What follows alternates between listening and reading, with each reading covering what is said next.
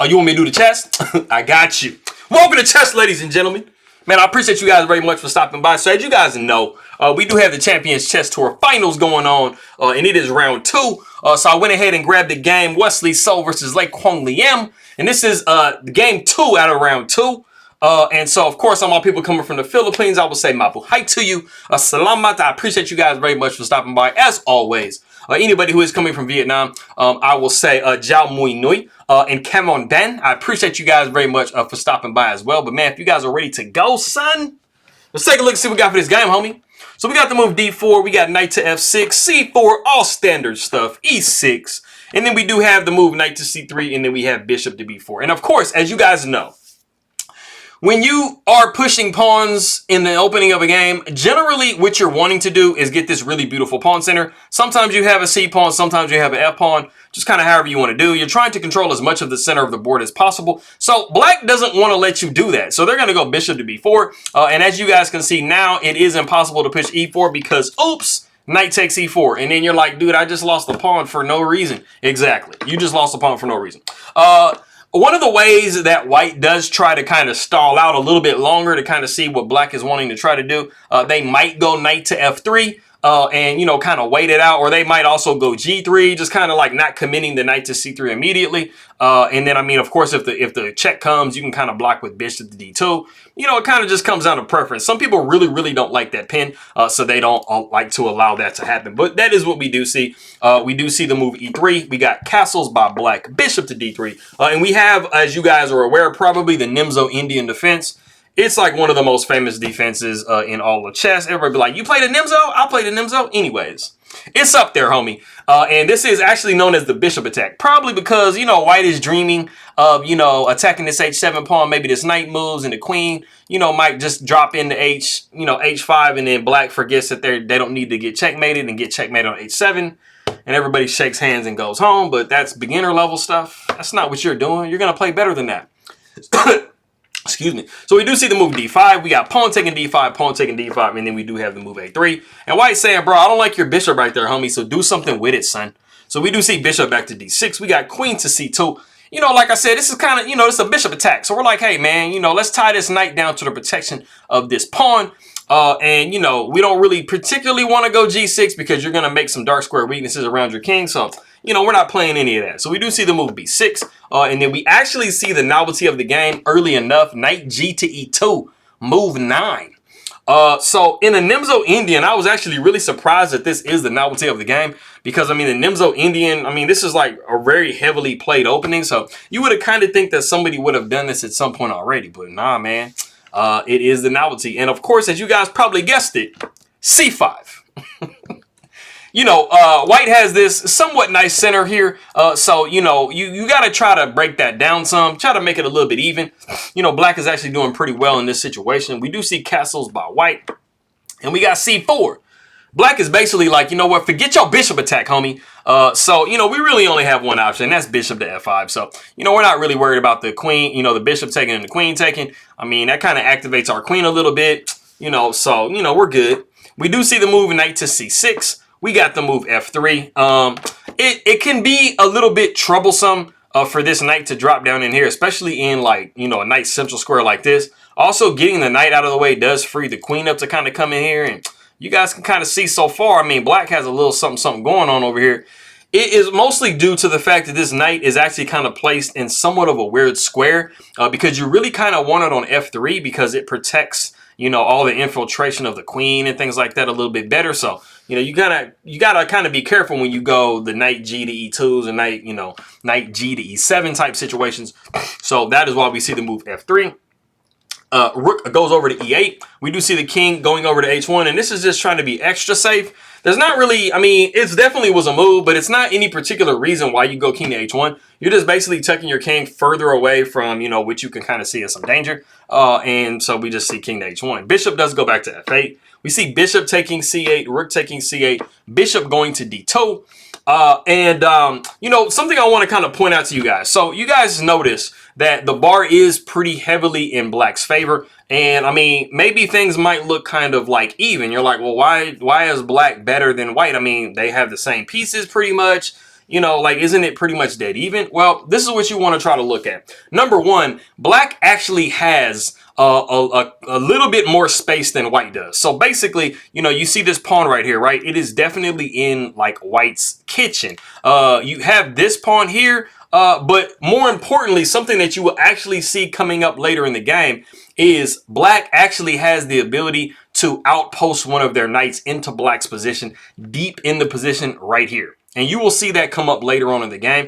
And I mean, everything else is fairly even, but you know, black definitely has a little bit more activity. And also what I was mentioning too before, these knights are actually placed on their ideal squares. This knight is, but this knight quite isn't. Also, this bishop doesn't really have a lot of scope. It's kind of trapped by the pieces in the pawn. So, I mean, you know, black definitely has more active minor pieces than white does. So that would explain the reason why, you know, black has a definite advantage in this particular position. So we do see the move a6. Not highly necessary. I mean, knight to b5 wasn't really a threat, but I mean, you know, it's moving a piece. We do see the move g4. We got b5. Knight comes up to f4, and then we do see bishop to d6. And I mean, you really, if you're black, you really want this exchange to happen, because if you can take here and then have white taking there, I mean, you kind of mess up their structure, and more importantly, you have undermined the defense of this d4 pawn. So, you know, we want that all day.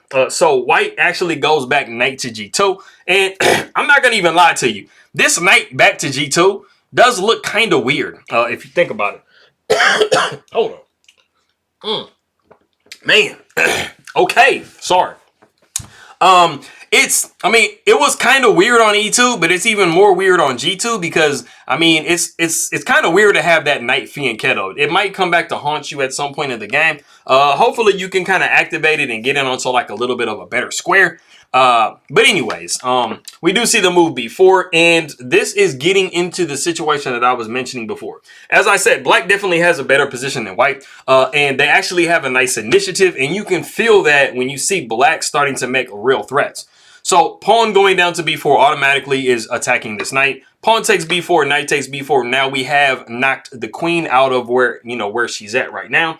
Which, I mean, the queen was actually kind of comfortable, you know, on the square c2. So now it's displaced. We do see the queen going up to f5. And the queen gets knocked around a minute because, I mean, there's not a whole lot of squares for the white queen to go.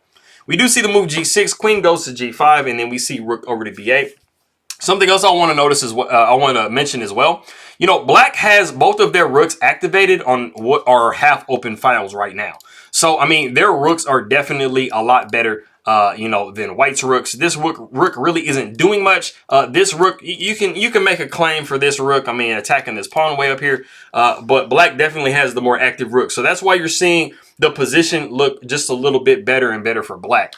We do see the queen going back to h4. And then, like I said, that knight does plop down onto the d3 square. And, I mean, this is definitely the best minor piece on the board. These pieces, especially this this knight way over here, it's not the happiest camper. You really got to try to get it into, like, a better situation than it is in. We do see the move g5, and the knight goes to h5. But, I mean, this knight on the rim is actually not even grim, homie. This knight is like, bro, I'm living my best life over here, dog. Like, come join me. So we actually do see knight taking d5, which does grab a pawn. But then we just give the pawn back with going rook takes b2. So, I mean, everything is you know, fairly even. I mean, both sides have the same amount of pawns. And, I mean, Wesley So actually finds a really nice move in this position because right now this rook is attacking this bishop. So we do see the move bishop to a5, a nice Zweichenszug move. And then we do see the queen going down to d7. And we have actually reached a point in the game that if you do want to pause the video, there is a really interesting move that can be played in this position for white, followed up by another move. If you want to go ahead and pause the video and see if you can guess that first move, go ahead and do so.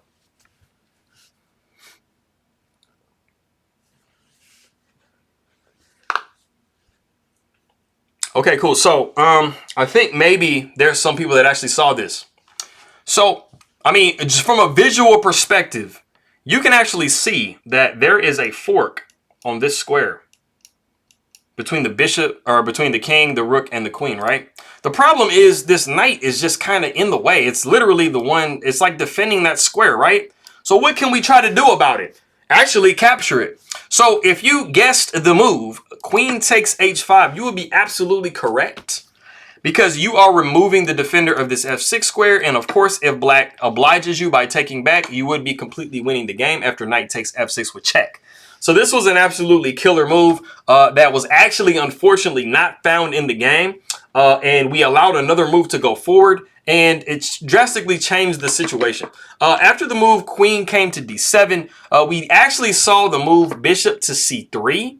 And then after that, we saw rook up to b5.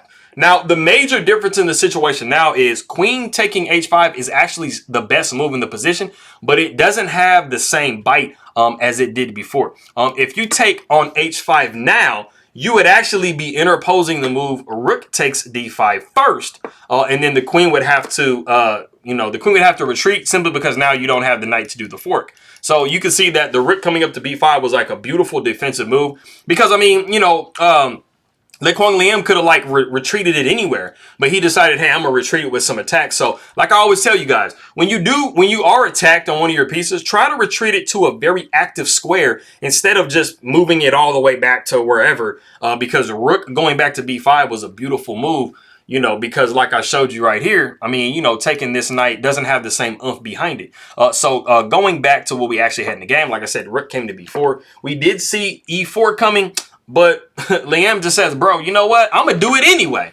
So we see the rook taking d5, pawn taking d5, queen going down to b5. We see queen over to g4. We got rook now coming to the 7th rank. And you guys remember what I was telling you guys before about this knight. This knight is not living like its best life. Like you got to kind of try to like do something with it, like to get it out of where it is. It's not serving any purpose on g2. We do see queen going to c8 with check, the king going to g7, and then we do see queen taking a6. And we get to the point right now where queen goes back to d7. And this is actually the point in the game that Wesley so resigns the game. And it might not be completely obvious as to why he resigns the game. I think some of you guys might be able to see it. This is the problem that you have. Number one, the computer literally is like, you have to go queen takes d6. And I know you guys are thinking like, what? Why do I have to go queen taking d6? Like, I'm just going to take the bishop with my queen and just drop the queen? Like, what am I doing? And the crazy, well, I mean, that's going to be definitely the move. Anyway, going back to what we had in the game. Like I said, queen did go to d7. So to answer you guys' question as to why exactly is black resigning this position, because, I mean, it looks even. So we got 5 pieces for each side. I mean, white actually has an extra pawn. So, like, isn't white just doing great? Well, the problem is the only move to make in the position is queen takes d6. But let's make another move that, doesn't, influence anything, right? Let's just say, for example, we go queen to a7. We're just like, hey, man, we're trade queens or whatever. You're going to be looking at the move queen to h3. And the problem is you have so many mate threats going on in this position. Remember that knight I was talking about earlier? Yeah, it's still sad right here on g2. You have a checkmate threat here. You have a checkmate threat here. And there is no way you can defend against either one of those. Even if there was a way, there's just, there's no way to defend against it. So, I mean, even if we had the ability to defend both of these checkmate threats and we suffocated our king with, like, let's say something like that, I mean, you have a knight going down to g3 and that's also a mate. So, I mean, of course, you're not going to get in that position because, I mean, you're going to be getting mated here. But I'm just letting you guys know that there is absolutely zero way that you can defend this position. And, I mean, this, like I said, this knight really was the major issue with the situation. And going back to the position that we had in the game, actually, there is no possible way for you to defend this square. So the queen is coming down to h3, whether you like it or not. So that was, it didn't seem that crazy when queen took a6, but then after queen came to d7, I know Wesley was like, man, I dropped that. Like, okay, I'm gonna have to get mated, so let me go ahead and resign the game. So I really actually like this game just simply because of the tactics that were just in there as far as queen takes h5. So I thought that was actually, that would have been really nice to see. And Quang Liêm actually, he blundered that in the game. So, that was interesting, man, to see that. But I appreciate you guys very much. Maraming salamat aking magkaibigan po sa nanonood ng aking mga video. Let me see. Magandang umaga, magandang kapon. It is late afternoon there, so magandang araw. And magandang gabi, because, I mean, it's going to be late there anyway, too. Come on, Ben, if you're coming from Vietnam, and I'll see you guys next time.